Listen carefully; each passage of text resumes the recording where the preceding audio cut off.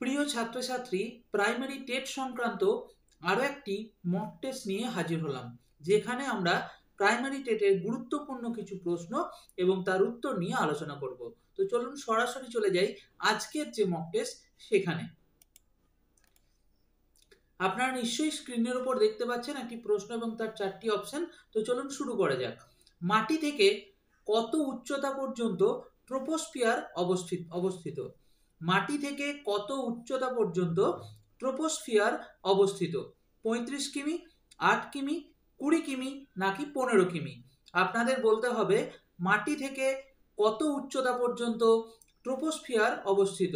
35 কিমি, 8 কিমি, 20 কিমি, 15 কিমি। চলুন আমরা সঠিক উত্তরটি দেখে নিই। সঠিক উত্তরটি হচ্ছে 15 কিমি। অ্যাকচুয়ালি যদি সঠিক হিসাব বলা হয় তো সেভাবে গোটা পৃথিবী জুড়ে একই উচ্চতায় কিন্তু সেটা থাকে না, যেটা একটা গড়ান ধরা যেতে পারে যে 10 কিলোমিটার থেকে 15 কিলোমিটার পর্যন্ত ট্রোপোস্ফিয়ার যে উচ্চতা ওই পর্যন্ত থাকে। এক্ষেত্রে একটা জিনিস বলার বিষয় যে নিরক্ষীয় অঞ্চল এবং মেরু অঞ্চলের মধ্যে কিন্তু আবার এই উচ্চতার হেরফের হয়। যেমন ধরা গেল যে নিরক্ষীয় অঞ্চলে উচ্চতাটা বেশি থাকে ট্রোপোস্ফিয়ারের, মানে ট্রোপোস্ফিয়ারকে ধরা হয় এত উচ্চতা পর্যন্ত, যেটা এখানে আমি দেখুন নোট দিয়েছি নিচের দিকে, আপনারা নিশ্চয়ই দেখতে পাচ্ছেন যে ট্রোপোস্ফিয়ার শীর্ষের উচ্চতা অক্ষাংশের সাথে পরিবর্তিত হয়, যেটা আমি বলতে চাইলাম।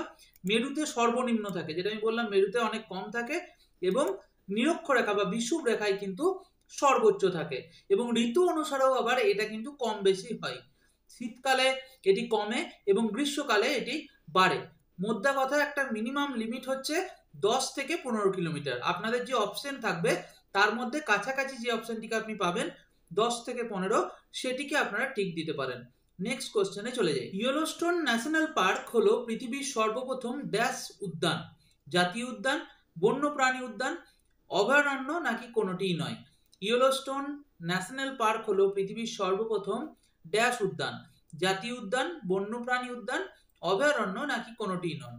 আপনাদেরকে উত্তর দিতে হবে। আপনারা চাইলে পুরো উত্তরটি লিখতে পারেন, অথবা কোশ্চেন নাম্বার দিয়ে কোন অপশনটিকে সঠিক বলে মনে করছেন সেটিও লিখতে পারেন।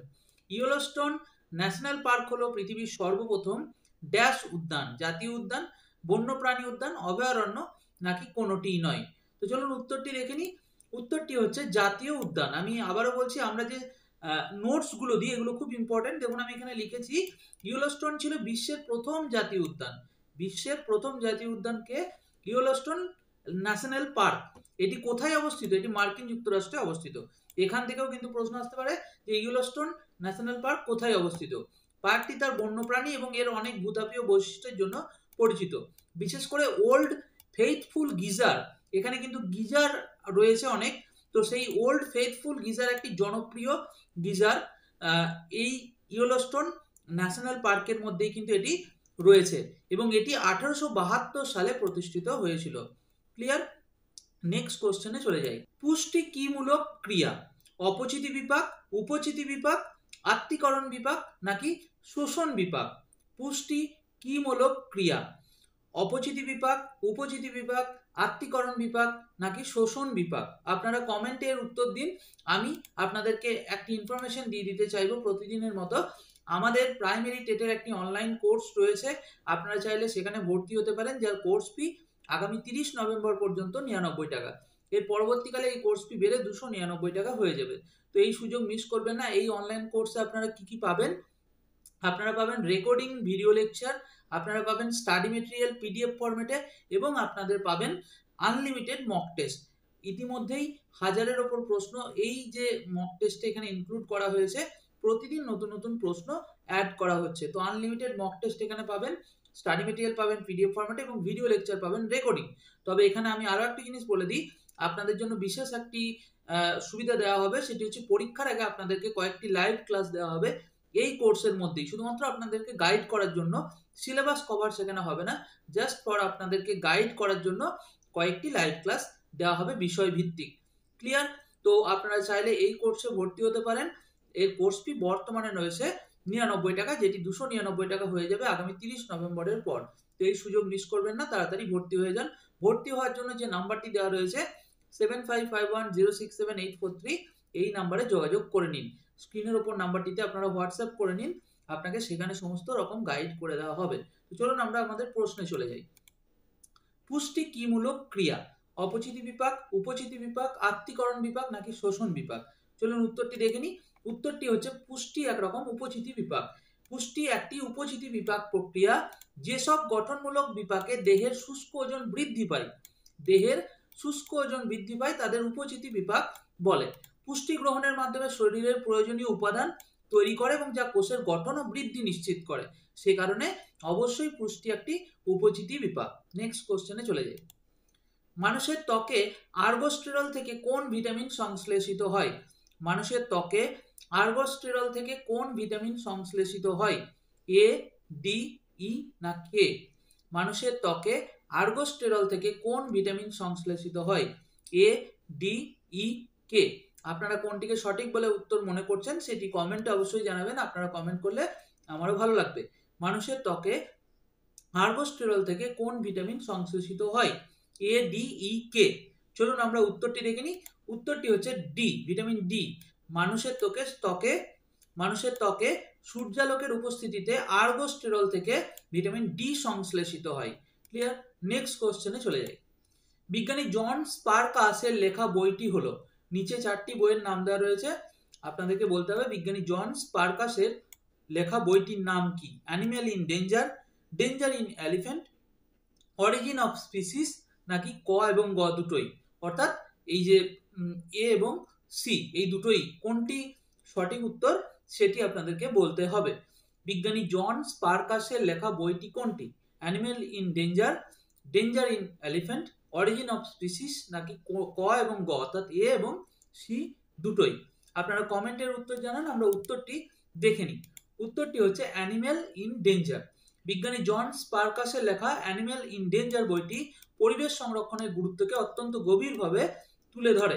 এই বইতে তিনি বিশেষভাবে তুলে ধরেছেন কিভাবে মানব ক্রিয়াকলাপের কারণে প্রাণীর জীবন সংকটের মুখে পড়েছে এবং এটি প্রকৃতির ভারসাম্য নষ্ট করছে। নেক্সট কোশ্চেনে চলে যাই। মিথাইল মার্কারি নাইট্রাইল ও মিথাইল মার্কারি অ্যাসিটেট হলো কি ধরনের ছত্রাকনাশক? পারদযুক্ত, সীসাযুক্ত, ম্যাগনেসিয়াম যুক্ত নাকি ম্যাঙ্গানিজ যুক্ত? মিথাইল মার্কারি নাইট্রাইল ও মিথাইল মার্কারি অ্যাসিটেট কি ধরনের ছত্রাকনাশক? পারদযুক্ত, সীসাযুক্ত, ম্যাগনেসিয়াম যুক্ত নাকি ম্যাঙ্গানিজ যুক্ত? আপনাদেরকে বলতে হবে কোনটি সঠিক উত্তর, এ, বি, সি নাকি ডি? মিথাইল মার্কারি নাইট্রাইল ও মিথাইল মার্কারি অ্যাসিটেট হলো কি ধরনের ছত্রাকনাশক? চলুন আমরা উত্তরটি দেখে নিই। উত্তরটি হচ্ছে পারদযুক্ত। মিথাইল মার্কারি নাইট্রাইল এবং মিথাইল মার্কারি অ্যাসিটেট হলো পারদযুক্ত ছত্রাকনাশক। এগুলিতে মার্কারি একটি গুরুত্বপূর্ণ উপাদান হিসেবে থাকে, যা ছত্রাকনাশক হিসেবে কার্যকর হলেও উচ্চ মাত্রায় ব্যবহৃত হলে পরিবেশ এবং জীবজগতের জন্য ক্ষতিকারক হতে পারে। নেক্সট কোশ্চেনে চলে যাই। ডিডিটি কি? বায়ু দূষক, শব্দ দূষক, কীটনাশক নাকি শব্দ নিয়ন্ত্রক যন্ত্র? ডিডিটি কি? বায়ু দূষক, শব্দ দূষক, কীটনাশক নাকি শব্দ নিয়ন্ত্রক যন্ত্র? কোনটি আপনারা সঠিক উত্তর বলে মনে করছেন কমেন্টে জানান। ডিডিটি কি? বায়ু দূষক, শব্দ দূষক, কীটনাশক নাকি শব্দ নিয়ন্ত্রক যন্ত্র? চলুন আমরা উত্তরটি দেখে নিই। উত্তরটি হচ্ছে, এখানে একটু ভুল দেওয়া রয়েছে, উত্তরটি কিন্তু হবে কীটনাশক। ডিডিটি, এখানে প্রশ্ন এরকমও আসে যে ডিডিটি ফুল ফর্ম কি, তো তখন কিন্তু সেটিও আমাদের জেনে রাখতে হবে। Dichloro diphenyl trichloro ethane, dichloro diphenyl trichloro ethane, এটি হচ্ছে ডিডিটির ফুল ফর্ম। একটি কার্যকরী কীটনাশক। আমি কি বললাম, এখানে উত্তরটি হয়তো এদের অপশনে ভুল রয়েছে, কিন্তু উত্তরটি হবে কীটনাশক, সি। এটি একটি কার্যকরী কীটনাশক যা 1940-এর দশক থেকে কৃষি এবং ম্যালেরিয়ার মতো রোগ নিয়ন্ত্রণে ব্যবহৃত হয়। এটি প্রথমে একটি বিপ্লবী আবিষ্কার হিসেবে বিবেচিত হলেও পরে দেখা যায় এই ডিডিটির প্রয়োগ পরিবেশে দীর্ঘস্থায়ীভাবে থেকে যায় এবং খাদ্য শৃঙ্খলকে দূষিত করে। তো ডিডিটির কিন্তু খারাপ প্রভাব রয়েছে, এটা পরবর্তীকালে জানা যায়। নেক্সট কোশ্চেনে চলে যাই। স্নায়ু দৌর্বল্য কোন ভিটামিনের অভাবে হয়? স্নায়ু দৌর্বল্য কোন ভিটামিনের অভাবে হয়? এ, কে, সি নাকি B6? কোন ভিটামিনের অভাবে স্নায়ু দৌর্বল্য কোন ভিটামিনের অভাবে হয়? এ, কে, সি নাকি B6 কোন ভিটামিনের অভাবে এটি হয় স্নায়ু দৌর্বল্য সেটি আপনাদেরকে কমেন্টে জানাতে হবে। আপনারা চাইলে পুরো উত্তরটি লিখতে পারেন অথবা কোশ্চেন নাম্বার দিয়ে কোন অপশনটিকে সঠিক বলে মনে করছেন সেটিও লিখতে পারেন। স্নায়ু দৌর্বল্য কোন ভিটামিনের অভাবে হয় A, K, C নাকি B6 আপনারা কমেন্টে উত্তর জানান। আমি উত্তরটি দেখে নিই। উত্তরটি হচ্ছে B6। স্নায়ু দৌর্বল্য সাধারণত ভিটামিন B6 এর অভাবে হয়। ভিটামিন B6 স্নায়ুর সুস্থ কার্যকারিতা বজায় রাখতে গুরুত্বপূর্ণ ভূমিকা পালন করে। এই ভিটামিনের অভাবের কারণে স্নায়ুর কার্যকারিতা বাধাগ্রস্ত হতে পারে, ফলে দুর্বলতা, ঝিনঝিন ভাব, হাতে পায়ে অবশ অনুভূতি বা স্নায়ুর ক্ষতির মতো সমস্যাগুলি দেখা দেয়। নেক্সট কোশ্চেনে চলে যাই। এজেন্ডা 21 নিম্নের কোন সম্মেলনে গৃহীত হয়? এজেন্ডা 21 নিম্নের কোন সম্মেলনে গৃহীত হয়? স্টকহোম, বসুন্ধরা, গ্রিন হাউস নাকি কোনোটিই নয়? এজেন্ডা 21 নিম্নের কোন সম্মেলনে গৃহীত হয়? স্টকহোম, বসুন্ধরা, গ্রিন হাউস নাকি কোনোটিই নয়?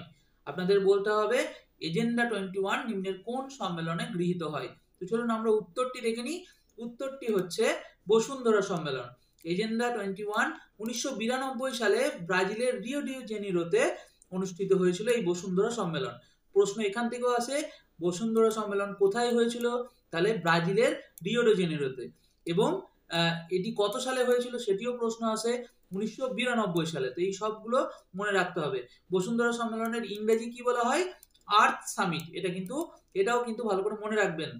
এটি একটি টেকসই উন্নয়ন বা যেটি আমরা বলি স্থিতিশীল উন্নয়নের একটি কর্ম পরিকল্পনা, এই এজেন্ডা 21, যেখানে 21টি কিছু করণীয় কাজকে গৃহীত হয়েছিল।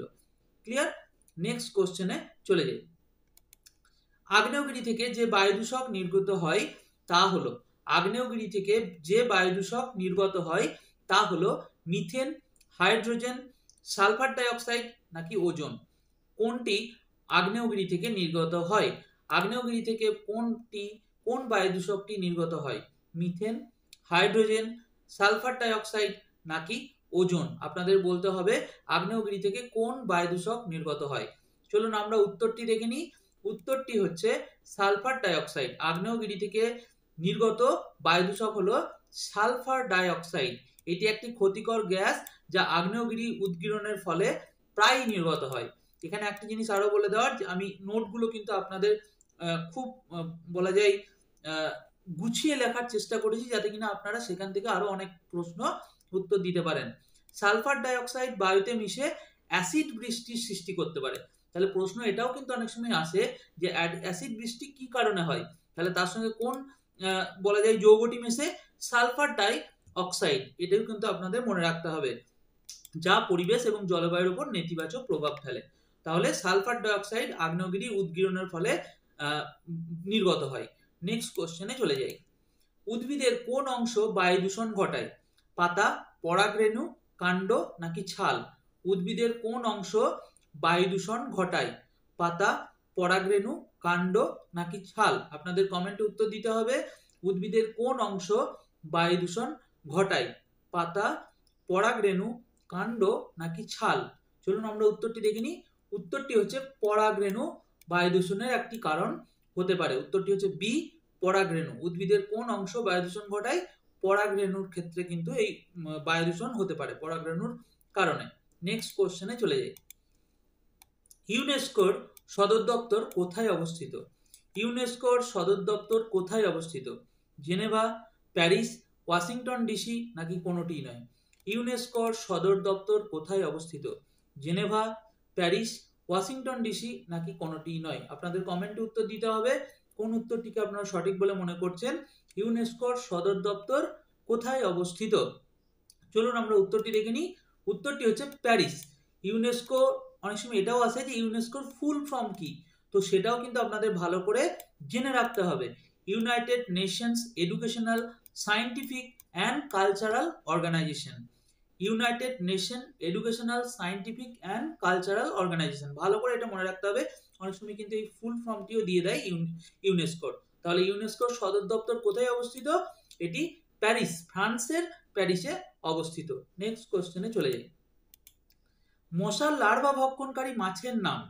মশার লার্ভা ভক্ষণকারী কোন মাছ? এখানে 4টি মাছ রয়েছে, গ্যাস কাপ, রূপচাঁদ, রুই মাছ নাকি গাম্বুসিয়া? মশার লার্ভা ভক্ষণকারী মাছের নাম কি? গ্যাস কাপ, রূপচাঁদ, রুই মাছ নাকি গাম্বুসিয়া? আপনাদের ঝটপট এই প্রশ্নটির উত্তর দিতে হবে। মশার লার্ভা ভক্ষণকারী মাছের নাম এ, বি, সি নাকি ডি? কোনটিকে আপনারা সঠিক বলে মনে করছেন কমেন্টে জানান, আমরা উত্তরটি দেখে নিই। উত্তরটি হচ্ছে গাম্বুসিয়া। গাম্বুসিয়া মাছ মশার লার্ভা ভক্ষণ করে মশা নিয়ন্ত্রণে সহায়তা করে। নেক্সট কোশ্চেনে চলে যাই। নিউক্লিক অ্যাসিডকে ড্যাশ জিন বলে? সক্রিয় জিন, নিষ্ক্রিয় জিন, নগ্ন জিন, কোনোটিই নয়। এটি আজকের শেষ প্রশ্ন, তো এর উত্তরটি ঝটপট দিয়ে দিন। আমরা আরো একবার রিমাইন্ডার দিতে চাইবো আপনাদেরকে যে আমাদের একটি 99 টাকার কোর্স রয়েছে, আপনারা চাইলে এই কোর্সে ভর্তি হতে পারেন, যেখানে ভিডিও লেকচার পাবেন, স্টাডি মেটেরিয়াল পাবেন, আনলিমিটেড মক টেস্ট পাবেন এবং পরীক্ষার আগে কিছু লাইভ ক্লাস পাবেন। যদি আপনারা ভর্তি হতে চান এই কোর্সে, আপনাদেরকে 7551067843 এই নম্বরে যোগাযোগ করে নিতে হবে, সেখানে সমস্ত ডিটেলস আপনারা পেয়ে যাবেন। তো চলুন আমরা আমাদের শেষ প্রশ্নের উত্তরে চলে যাই। নিউক্লিক অ্যাসিডকে ড্যাশ জিন বলে? সক্রিয় জিন, নিষ্ক্রিয় জিন, নগ্ন জিন নাকি কোনোটিই নয়? চলুন আমরা উত্তরটি দেখে নিই। উত্তরটি হচ্ছে নগ্ন জিন। নিউক্লিক অ্যাসিডকে নগ্ন জিন বলা হয়। এখন কেন বলা হয়? কারণ এটি কোনো প্রোটিন দ্বারা আবৃত থাকে না। এই নিউক্লিক অ্যাসিড কোনো প্রোটিন দ্বারা আবৃত থাকে না এবং এটি ডিএনএ ও আরএনএ এর আকারে সরাসরি জিনের বাহক। তো যেহেতু প্রোটিন দ্বারা আবৃত থাকে না, তাই একে কি বলে? নগ্ন জিন বলে। আজকের মক টেস্ট এখানেই শেষ হলো। আশা করি আপনাদের এই মক টেস্টগুলি ভালো লাগছে। প্রত্যেকদিন অংশগ্রহণ করুন, কমেন্ট করুন, আমারও ভালো লাগবে। কেমন লাগছে আপনাদের সেটি কমেন্টে জানাবেন। এখানেই আজকের ভিডিও শেষ করছি। ভালো থাকবেন, সুস্থ থাকবেন।